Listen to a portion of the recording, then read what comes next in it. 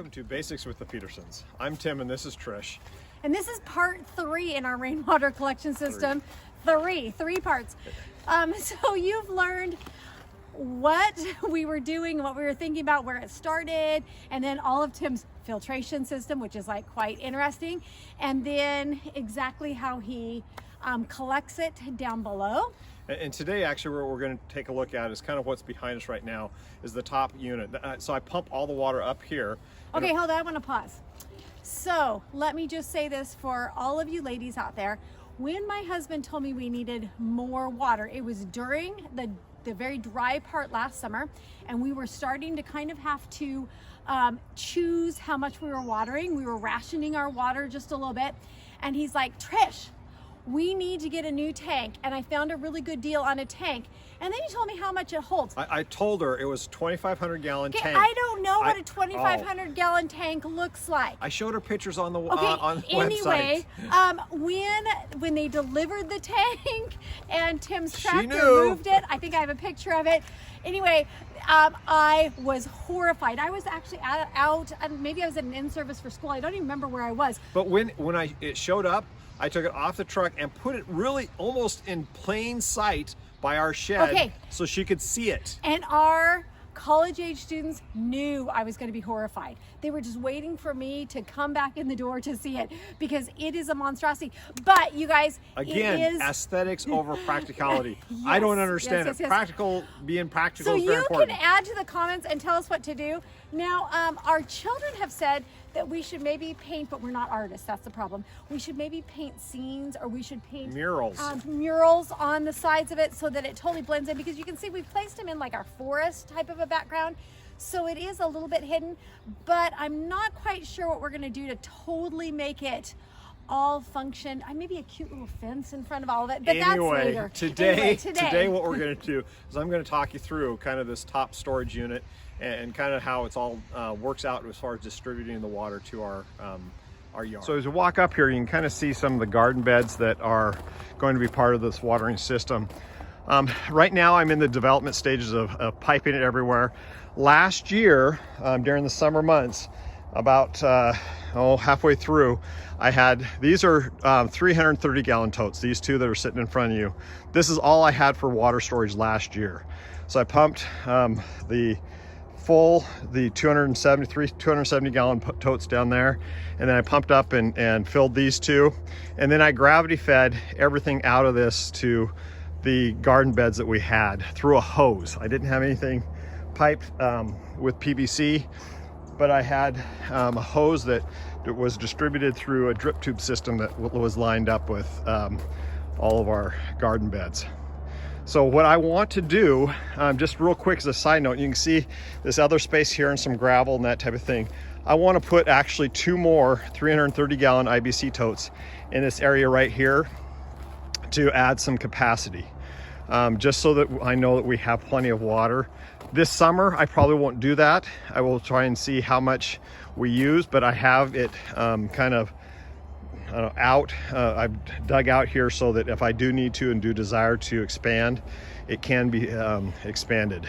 About halfway through, or right at the beginning of fall last year, I once again told my wife I needed to have some more water capacity, and I actually had kind of shared with her over a long period of time. This is a 2,500 gallon tank, so it is full right now. So are these 2 330 gallon tanks right here. They're full as well. But basically the way I've got it, the way I plan on setting it up is this 2,500 gallon tank will be linked together with the 330 gallons, the 660 actually gallons of water through these IBC totes. And basically the system will come out of there, down, hook into this line here. And I actually have already dug the trench and put the PVC pipe. It goes over to the edge over there, roughly right about here, and will go down over the edge and connect to the drip tube system for the entire house or the entire property, outside of what is up close here. So I'm going to connect those together. I will also, I'm planning on running a line down here to go over and tie all these 3 beds together. I'm also going to build 2 more beds on this end down here, so I'll have a total of 5 beds here that we can grow gardens in. And then I'm also going to take and utilize this same water down here, dig a trench all the way down to our trees down here. You can see them over there, but there'll be a trench basically dug down here, and I'll have all those into a drip tube system, which if you haven't had a chance, you can take a look at the, I think it's called the water hack for deep for trees. It's a PVC hack to get water down into the root system. But you can take a look at that also. That's another video that I've done.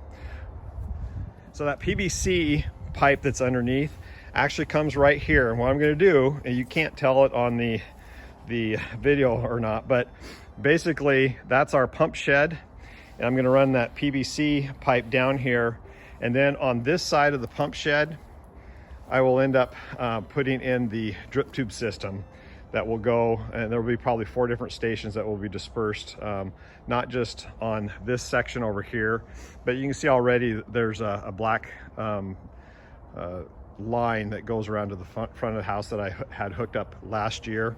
And then you can see right here is the filter and the timer and all that stuff that I will end up incorporating in. But I'll have probably 4 different stations down there eventually. And then, but when I get that done, I'm planning on doing that probably early April. I will show you how that's done and kind of give you an update. Something else that I know that I kind of did some research on and looked into was I knew I had to black out these IBC totes in order to keep the algae from growing, because they come in a clear tote. What I did initially was just spray paint it. I had these 2 here, and then also the 3 down below. I spray painted them. As you can probably imagine, IBC tote that is a PVC based material does not adhere to paint very well. It flakes off very easy. So what I ended up doing is actually redoing the whole thing. So I ended up pulling these out, and what you do is you unscrew this. There's some braces right here that unscrew very easily with a star wrench. I have a DeWalt drill that I undo them, pull it out, pull this whole unit out and place it. I placed them into my shed, and then what I did was I have a battery operated sander. I put 100 grit sandpaper in it and just literally roughed up the entire surface area of these IBC totes. I did it to all 5. And what that did is it created a very rough surface that the paint has adhered to very, very well. Matter of fact, I have not had any chipping, any degradation of the paint. You can tell if you look real closely, there are spots, little spots like right here that I need to do touch-ups. I probably did not rough it up enough on those corners there, but I created a very rough surface because I used such coarse sandpaper. I'm not looking for a great finish.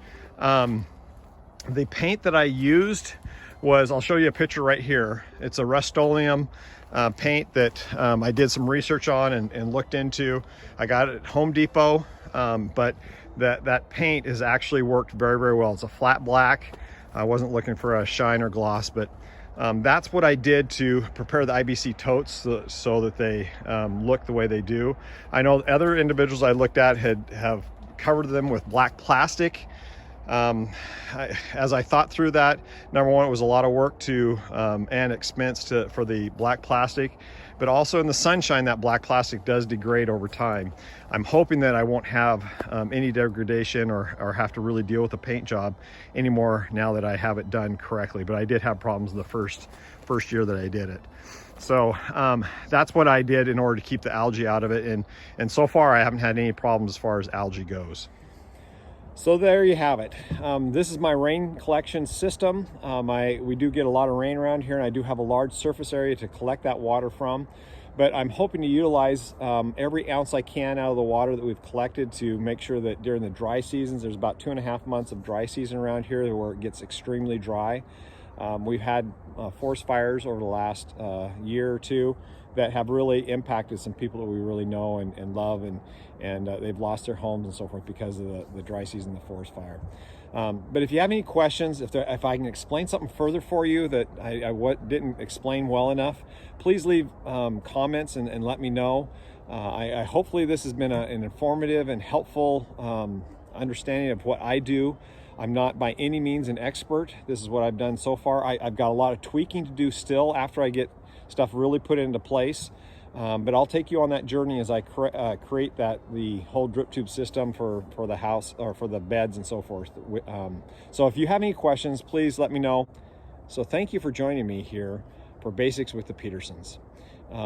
Please subscribe, like this video if you enjoyed it, share them with your friends, and then leave any sort of questions you have for me in the comments below. Thank you.